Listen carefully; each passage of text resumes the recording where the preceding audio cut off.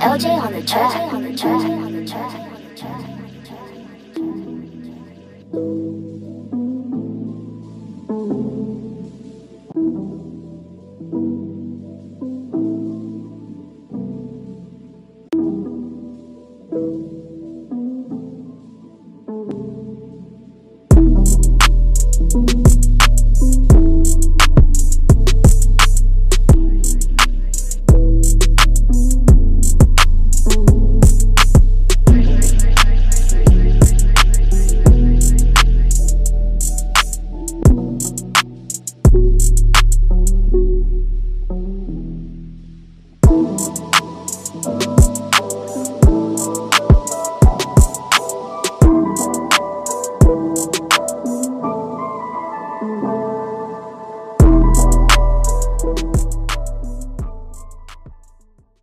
Mile Minute, #1 podcast in the universe. Today we got the hottest DJ in the city.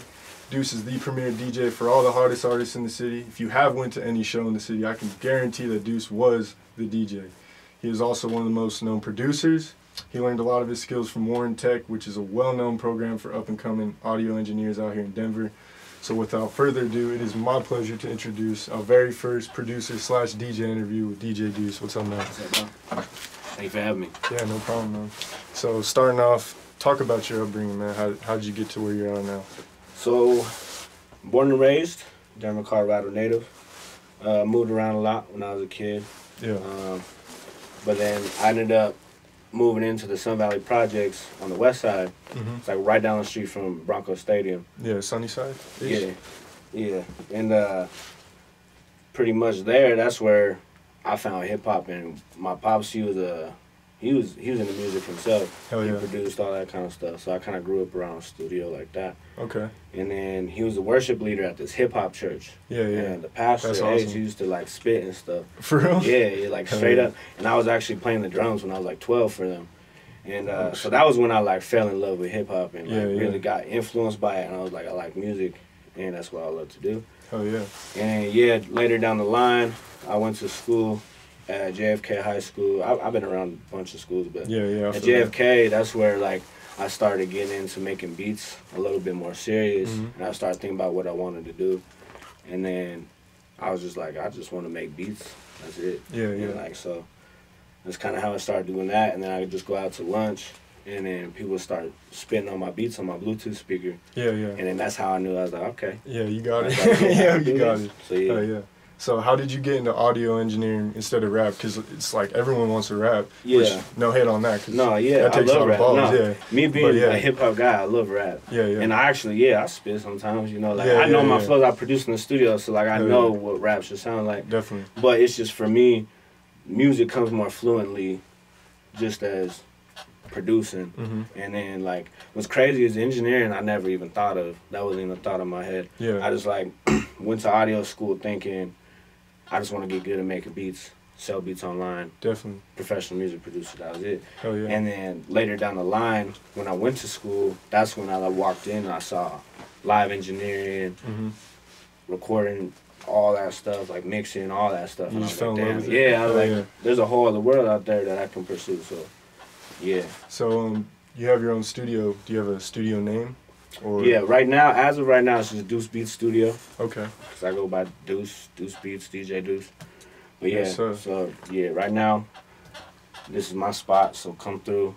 It's $25 an hour, mixing and engineering. You already answered my including next the hour. Oh shit, you know, you gotta plug it. You gotta plug it. I'll let you answer. You wanna ask me that though? No, it's cool. Okay, It's cool. That's cool. So that's your hour time. Do you have any prices on like beats and Yeah, so beats leasing and all that? It just depends, you know, on the beat. But mostly, so I do leases, I do exclusives. But my favorites do is if you come through for $100, bill down, come through the studio, we can just cook up a beat, just you and me, and like it don't matter if it's 4 hours, 8 hours.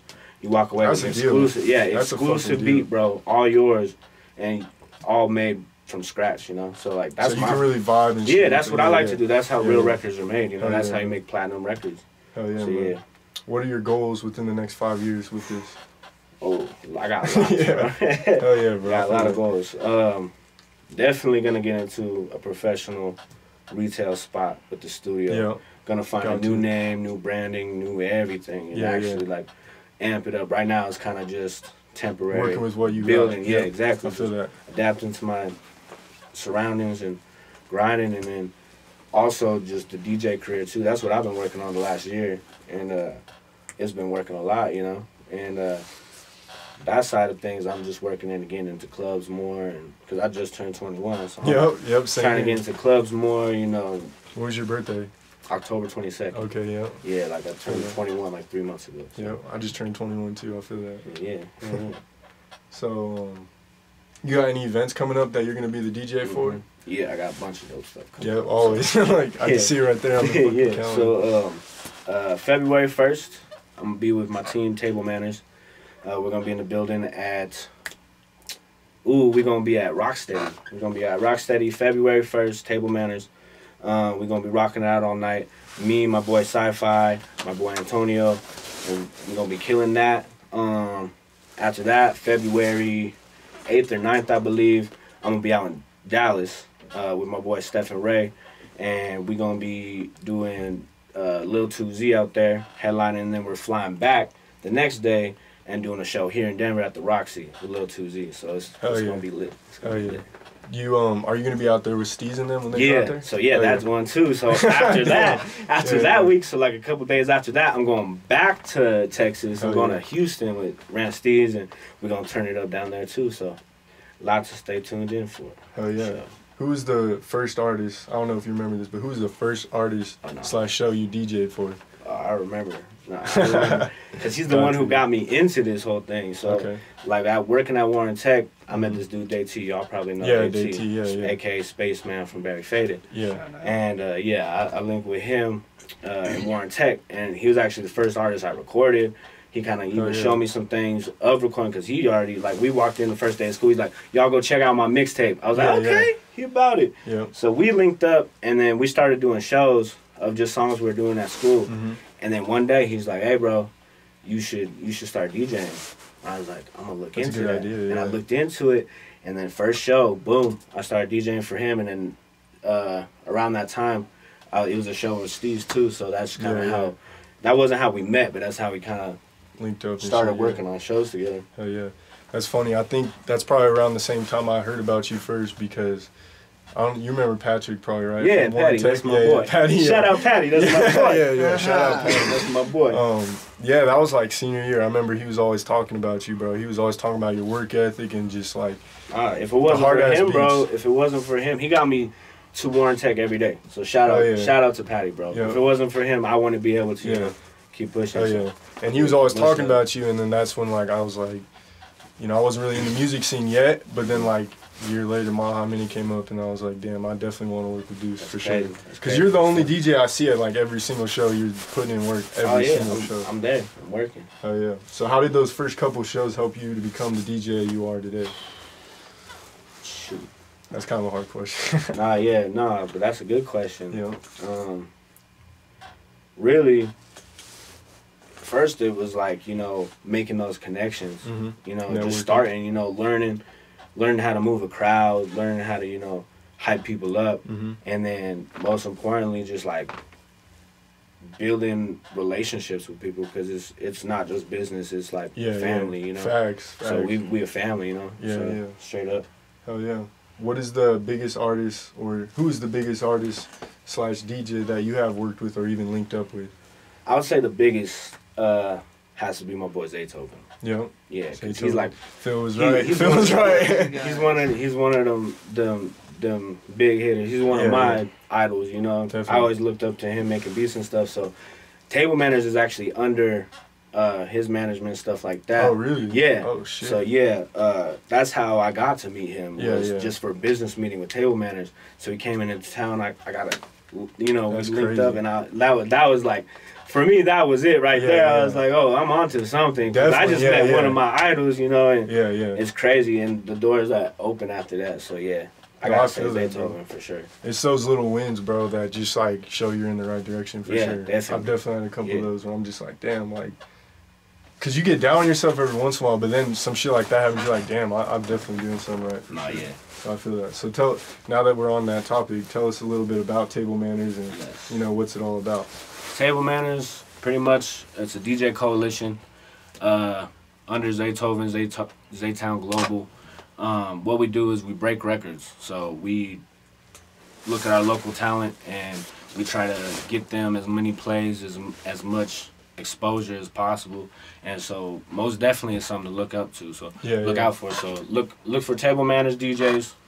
Hit me up, DJ Deuce. Get at us. We can get you, you know, exposure, PR, all kinds of stuff. So hell yeah. So what's one piece of advice you can leave all the entrepreneurs watching with? Ooh. That's my favorite question every time. That's my favorite question. Yeah. I gotta be careful with it. I got tons of shit that I can tell y'all. Yeah. But most importantly, know your worth. 100. Know your worth. Know your value. Don't let nobody, you know, tell you how much you're worth. Yeah. And keep working, and you know, stay consistent.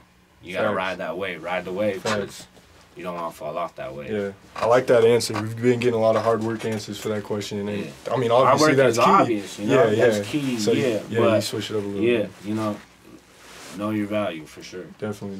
You got any final thoughts, man? Final thoughts. I gotta shout out my hot minute. Yep. Shout out my hot minute. Oh, yeah. Shout out all my people. Shout out Ranstees. Shout out Mentally Rich, the whole family, Young Fiji. Free my boy Chino, Money Bags. Facts, free Chino. Money Bags. Just on the phone with him today. Shout out my boy Patty. Shout out my boy Patty. Shout out Favor. Shout out Table Mannerz. Yep. You know, so much love everybody. Go check me out. DJ Deuce. Book DJ Deuce everywhere. Twitter, Instagram, all that. Go check me out. Book me. If you need beats, studio time, all that. Music. Hit me. Bottom line. All DJ Deuce's links will be in the description. Follow him on everything. That's a fact.